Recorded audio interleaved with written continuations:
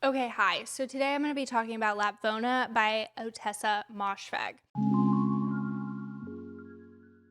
So I kind of want to answer the question, or attempt to answer the question, who would like Lapvona by Ottessa Moshfegh?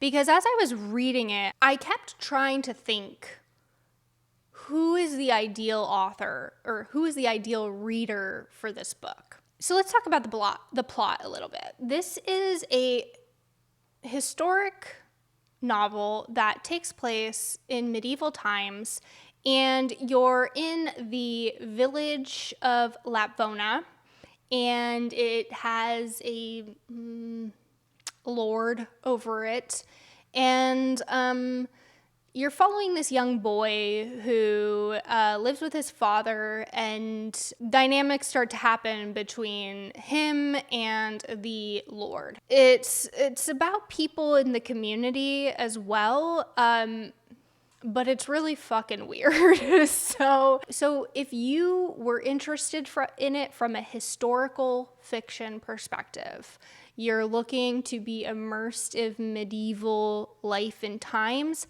and you want it to be historically accurate. Now, I'm not a medieval historian, so I can't really speak to that. But I don't think that this really scratches the itch of a medieval reader. Or someone who's looking for a historic fiction in that time frame. The tone is very modern, and so it feels like it contrasts heavily with the atmosphere, which I don't think is super well developed. The medieval setting is used as a tool to be gross, without feeling like it's in a medieval setting. Like when you read ye old fantasy, a lot of those authors spend a lot of time to kind of building up the castles and the fields, and like it's very descriptive. I would not consider the setting super descriptive. So if you're coming at this from a historical fiction perspective, I don't think that it's really going to satisfy you. It's also not for people who are grossed out easily. Now, the disgusting nature of this book is something that everyone brings up when they talk about this book. It's uncomfortable in a sexual way. There's rapes in it. There is a really weird thing with men and people much too old for it sucking the breast of adult women. That happens a lot. And there's just general crassness that's kind of spread throughout this. So if you are easily grossed out or you don't like that sort of thing, I wouldn't recommend this either. I think that from a literary fiction perspective, maybe you can argue that this is trying to kind of toe the edge of acceptable grossness.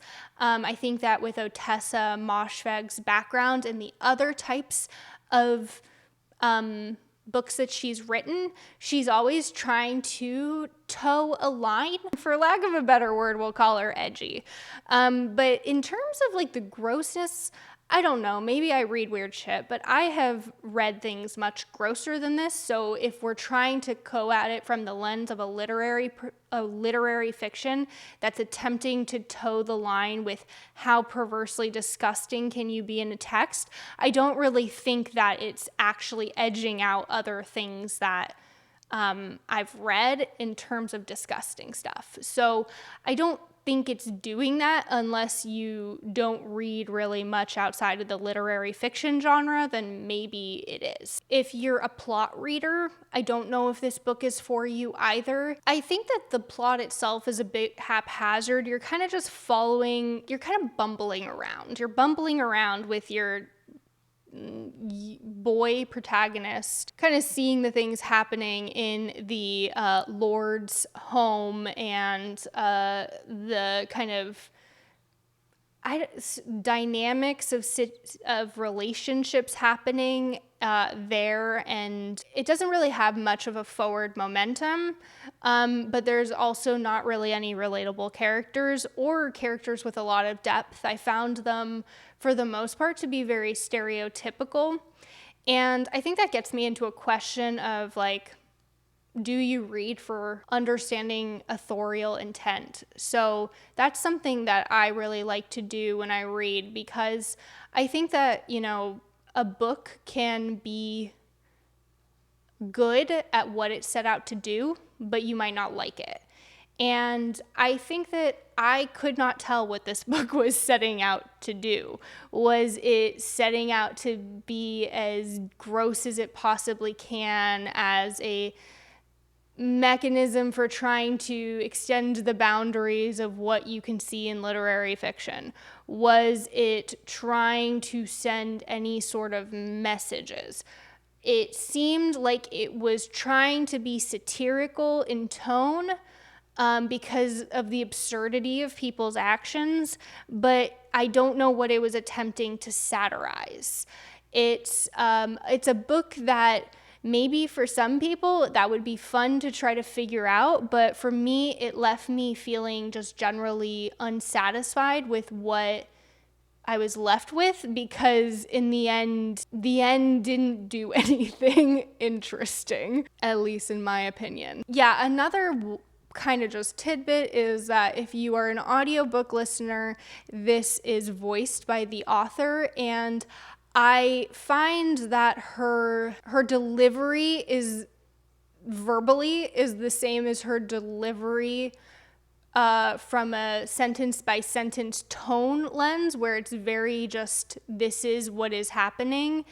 And it came off a little too monotone. Like, I think that if you had a voice actor, they would have added a little bit more dynamic to the book itself via the voice actors, and would have given a little bit more life to the characters than Ottessa Moshfegh herself gives on the page. So overall, I tried to answer the question of who is this book for, and I honestly don't know. So if you liked this book, let me know what you liked in the comments, because yeah, I'm curious. I didn't dislike it by any means, but if I were to attempt to recommend this book to anyone, it would be to people who have already read from the author, because you know what you're getting into when you pick up Ottessa Moshfegh. But that is all I have for this video, so until next time, happy reading.